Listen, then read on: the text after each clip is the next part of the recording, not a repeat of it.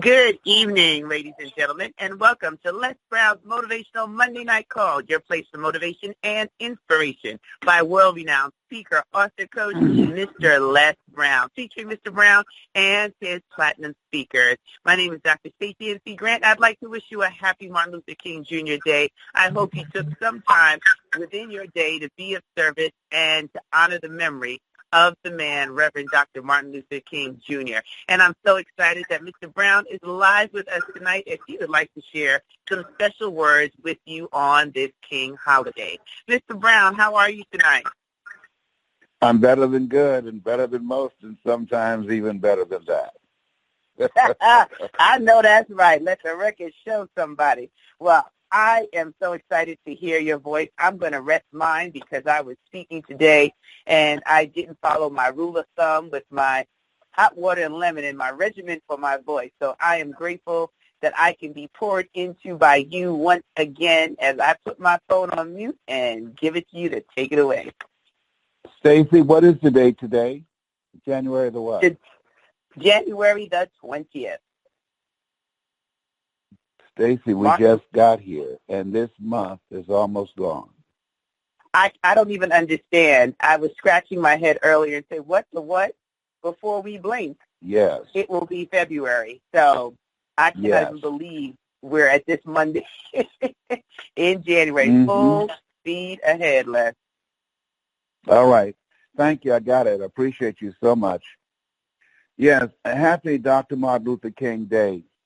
Dr. King had a dream of all of us living the American dream rather than the American nightmare. And he died for that dream. He once said that a man is not fit to live if he has not found something that he's willing to die for. And he died for that cause.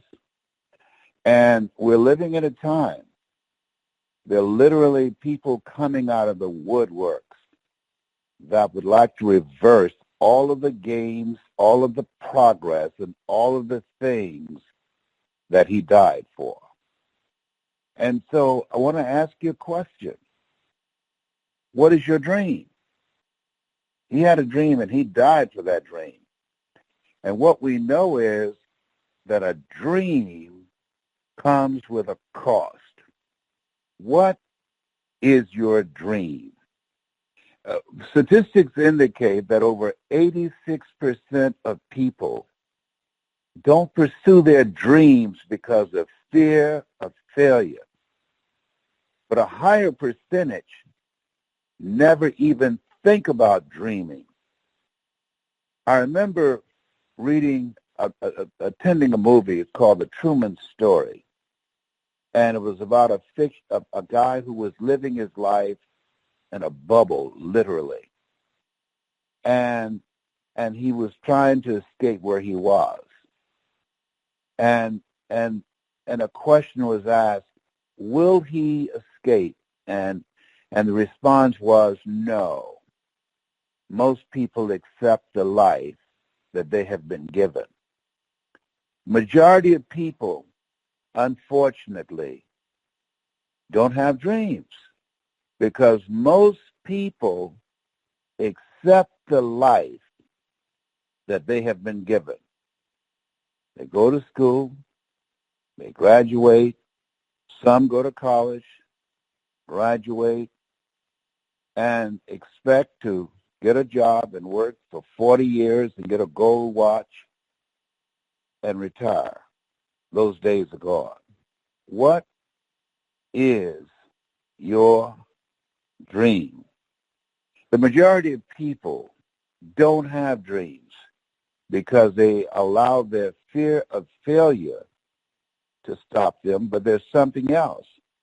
Because of their experiences, they accept the life that has been given to them. They just fall in line. They do what the people do in their community and the people that they're around. And so I'm asking you again, what is your dream? Beyond having a job, beyond being able to have a roof over your head and having a nice car to drive and being able to put food on the table.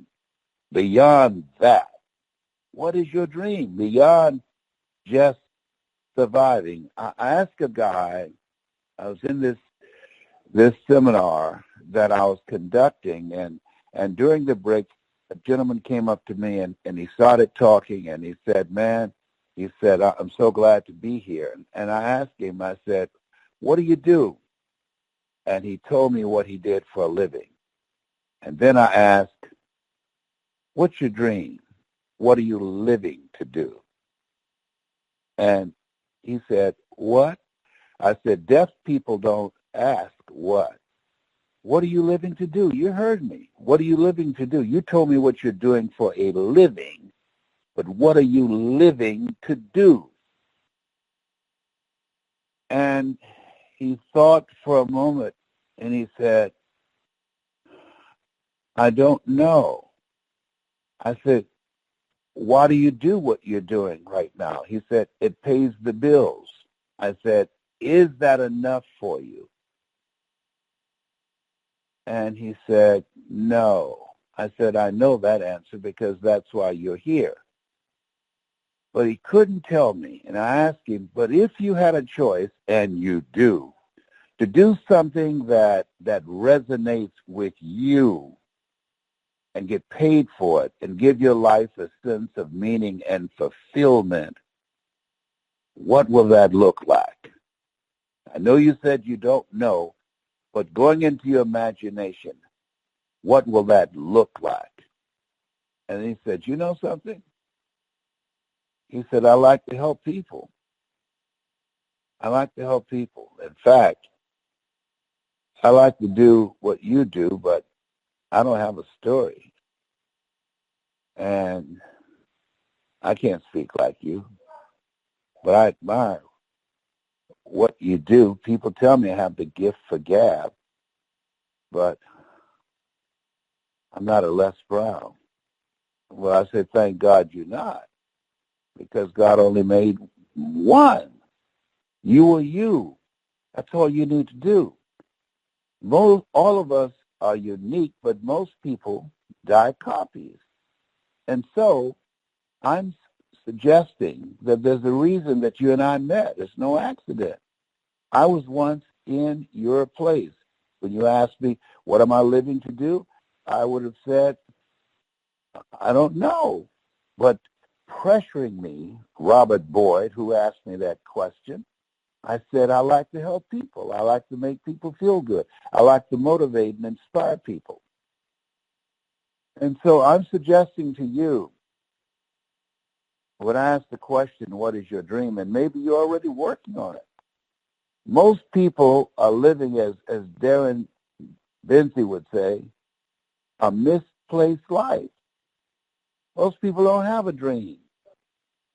Richard Wright once said, the impulse to dream has been slowly beaten out of me through the experiences of life. There are people who've attempted to do some things and things did not work out the way that they desired, and they stopped. I want you to keep this in mind. Make a mental note. You will fail your way to success. In pursuit of your dream, setbacks, disappointments, failures of all kinds, obstacles of all kinds, you're going to encounter them. Before an airplane takes off and soars, they say on the intercom, fasten your seatbelt. Why? Because you're going to experience some turbulence before we reach a comfortable altitude. When you have a goal and you have a dream, over 90% of people have businesses they fail the first year because they don't have the mental resolve. They assume because they had some information that was all that was required. They bought into that slogan, information is power. It absolutely is not. Information is helpful, But in order to make your dream become real, it takes more than information. It requires persistence, mental resolve, and perseverance, and the willingness to do whatever is required to make it happen. You're going to fail your way to success. In order to have that dream that you're thinking about, you're going to have disappointments. People are going to lie to you. You're going to get ripped off. People are going to disappoint you. Things are going to happen to you that you cannot anticipate. You will be tested. I remember Dexter Yeager said, no test, no testimony. The dream comes with a price. It comes with a price. And so when you think about this dream, and I hope that you do, ask yourself the question, who is it I have to become in order to make that happen? See, a lot of people run out and go after the dream, but many of them don't take the time to reflect and do an evaluation and get some feedback on what will that take? What's required in order to do that? And when I think about myself and think about where I am right now, I had to stop. I'm living a life that will outlive me. And in order for me to get here, I had to be willing to do what Paul said. He said, I must die daily. I had to be willing to die to who I was so that I can become this Les Brown that you now hear. I had to learn how to communicate in a different kind of way. I knew how to communicate as a disc jockey. Look out, baby, this is me. LB, Triple P, Les Brown, your platter playing Papa. But in order to speak for AT&T, Procter & Gamble, McDonald's Corporation, General Electric, IBM, Xerox, in order to do that, I had to practice. I had to learn to speak in a different kind of way. Mr. Washington told me, Mr. Brown, once you open your mouth, you tell the world who you are. So I was reaching for a goal beyond my comfort zone. And I'm encouraging you to reach for a goal beyond your comfort zone. Why, Les? Because it will introduce you to a part of yourself that you don't know right now. In order to do something you've never done, you've got to become someone you've never been. It requires a radical change. I did not know that this Les Brown existed. You've got to know your vitamin. You've got to be willing to fail again and again and again. You have to operate about the thinking of Og Mandino, who said, I will persist until I succeed. That's the kind of mindset that you must have. Because the people who make dreams happen, they know it goes with the territory of having failures and disappointments and setbacks. Walter P. Chrysler failed 49 times in the automobile industry, but he had a breakthrough.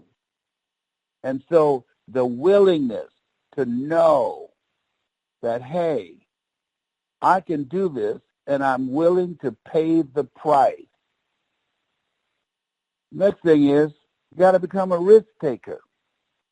You have to be willing to fail. You got to be willing to have people tell you that you can't do it and walk away and feel stupid and vulnerable. That's a part of the process. I've had a lot of failures. A lot of things happened to me that I did not expect. Sometimes family members will support you. Most of the times they won't. Their friends and people and family members will look at you who can help you, and I'm sorry to tell you, they won't, because they know too much about you. They can't forget the you that they have grown accustomed to, the you that they know now. They don't know about that power and that presence in you. They don't know that you're more than a conqueror. They don't know that there's a power in you, that you have the ability to do things more than you can ever begin to imagine. They're judging according to appearances. of what they've seen in the past, the failures, the mistakes, the disappointments. That's all they're holding on to. And many times, I can tell you myself, I had to remind myself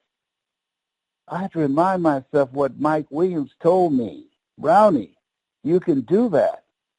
I said, I can? Yes, you can do that. You can do what you're looking at right now on that VHS. You can do that. You can do what Zig Ziglar is doing. And you have to convince me of that. I want you to write this down. Upgrade your relationships. It's very important if you have a goal and have a dream, surround yourself with people who can see some stuff in you that you can't see. You can't read the label when you're in the box. Surround yourself with people who can take you to a place within yourself that you can't go by yourself. It was Mike Williams who knocked on the door of the dressing room of the Georgia Dome and said, Brownie, come out. The band is stalling. They're waiting for you. There are 80,000 people in the stadium. Come out. I said, Mike, I can't hear the voices. Brownie, come out. You can do this, man. This is no time to panic. Come out. And I said, do you think I can do it? He said, yes. Yes, man, you can do this. You're Mamie Brown's boy. I said, come on, man. Don't use my mother against me. Yes, you can do this, Brownie. I encourage you. Go on YouTube and watch Les Brown speaking in the Georgia Dome. I was so scared out of my wits, I to this day, don't even remember giving the speech. But because I had someone who saw something in me, you have to have someone that will have the kind of energy and positivity and that you will believe in their belief in you till your belief kicks in. And that's what he did. That's what he did. He convinced me to come out of the bathroom and to walk up the steps, and they passed me the microphone, and his look was, Brownie, you can do this. And so surrounding yourself with positive, collaborative, achievement, supportive relationships is major to achieving your dream. Here's something else. This year, just think about it. Time has picked up speed. They need to check this. I mean, this month is almost gone. And so one of the things that you've got to do in making your dream become true, and I did this, my son, John Leslie, has a saying, let go or be dragged. You got to let some people go. When they say to you, birds of a feather flock together, that's real. People have goals and dreams. Don't hang around people who don't have goals and dreams. People don't have goals and dreams. They're spectators. They're in the barbershop talking about, oh, yes, we need some strong defense. Or in the beauty shop chatting about some Oprah, some soap opera that they are watching on a regular basis. They're watching a lot of television. But people who have goals and dreams, they don't have time for the television. They are obsessed with those goals and dreams. That's what they talk about. That's what they do research on. And that's what they're developing themselves to conquer that mountain. Here I am, Lord. Send me. I'm the one. These are serious times. They're the best of times and the worst of times. Here's the other thing. Not only people who have goals and dreams, they have a vision of what they want. They live out of their imagination, and they see that goal and dream already accomplished, and they upgrade their relationships. They have people around them who encourage them, who hold them accountable, who inspire them, and see it for them. But the other thing is they call you on your stuff.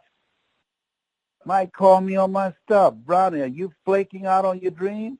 If you're seriously not serious, I'm not willing to work with you. You got to have people around you who will call you on your stuff, not tell you what you want to hear, but what you need to hear. That will challenge you. Brownie, I don't think you're serious. I'm serious, Mike, I am. Because there were times I was flaking off. There were times I was not disciplined. You know, the book of life said the road to life is straight and narrow, and few there be that find it. And few there be that find it are the ones that are not disciplined, not focused. And there were periods that I wasn't focused, that I wasn't disciplined. I felt like Paul, who said the things I should do, I don't do, and the things I shouldn't do, I do. It was crazy. I had a long period of my life where I was temporarily insane. And I look back, and I'm not proud of that. I'm just keeping it real and being honest. And so having someone to hold you accountable, to ask you cut questions like, are you on the right path? Are you making the right choices? Is this you? That's major. The other thing is, as you look at your goals and dreams, persistence, the willingness to persist until you succeed, understanding and knowing you will fail your way to success. Here's the other thing. Understand and know the universe is on your side. Yes, you're going to have some setbacks. I've had a lot of them. I had periods when I was sleeping on the floor of the Penobscot building in Detroit, Michigan, on the 21st floor and hiding in the closet from the janitorial staff. I was sleeping there. I didn't have an apartment, didn't have enough money to get it, but I had enough money for my office. But those were some tough times I went through, but I didn't give up. The good times you put in your pocket. The hard times, you put it in your heart. But guess what? Robert Schuller was right. Tough times never last. Tough people do. If you're going through some stuff, let me share with you. It has not come to stay. It has come to pass. You're going to get through this. And so every day I learned something from Reverend Ike. Every day he said, if you're going through something, he said, see yourself on the other side of it and say, wow, I made it through. Thank God I made it through. I do that all the time. I do that in kicking cancer's butt. For 27 years I've been doing it. You have greatness in you. You can do more than you can ever begin to imagine. A dream requires sacrifice. A dream, as a great radio personality out of Detroit once said, do you really want to win? Do you really want this dream? See, you got to really want it because it comes with a price, and it will test you. It will really, really make you ask yourself the question, is it worth it? Here's the next thing. Whatever that dream is, write down 5 reasons on why it's important to you and why you won't give up when the tough times come, and they're going to come, when the disappointments come, and they will be knocking on your door, when failure shows up. That's a part of the process.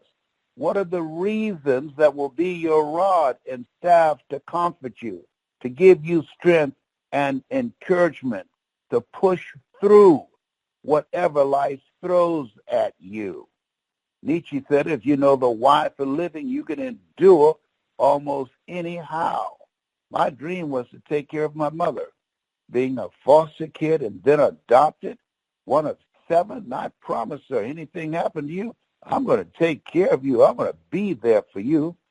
Who is it you love? Who is it that's been there for you? And you've decided if anything happened to them, that they can count on you.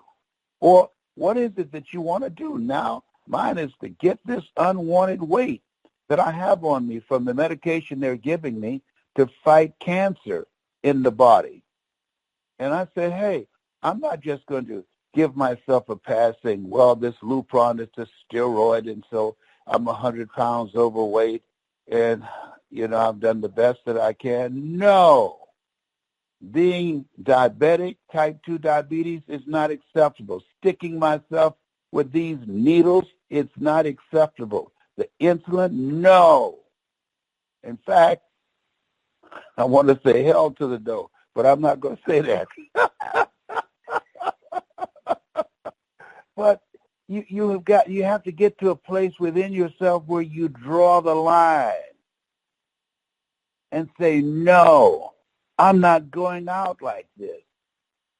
And so when you have that kind of mindset, when you are willing to do what A.L. Williams said, he said, all you can do is all you can do, and all you can do is enough, but make sure you do all you can do.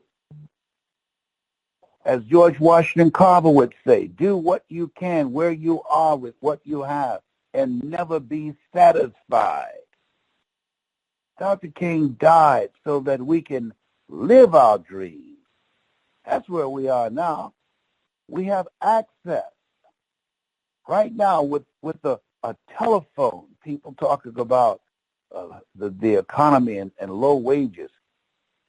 You have a telephone, and with the comfort in your home and a telephone, you can have a global business. You can have access to information at your fingertips on a telephone and learn almost any profession out there that does not require certification or licensing.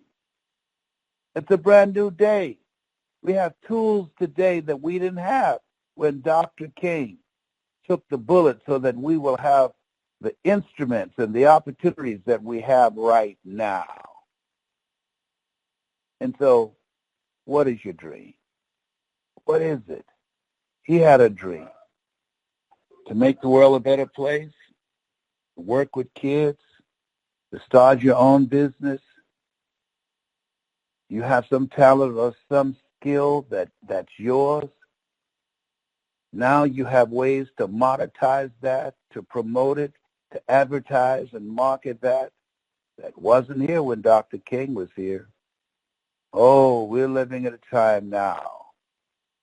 No excuse is acceptable.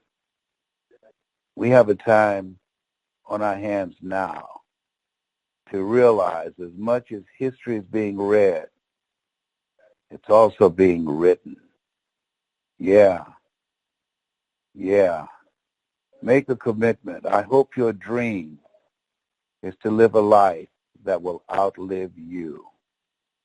And I hope that as we talk about Dr. King, that hunger, that drive, that determination, that willingness to sacrifice and to go all out after that dream that God has placed in your heart. Where your heart is, there your treasure is also.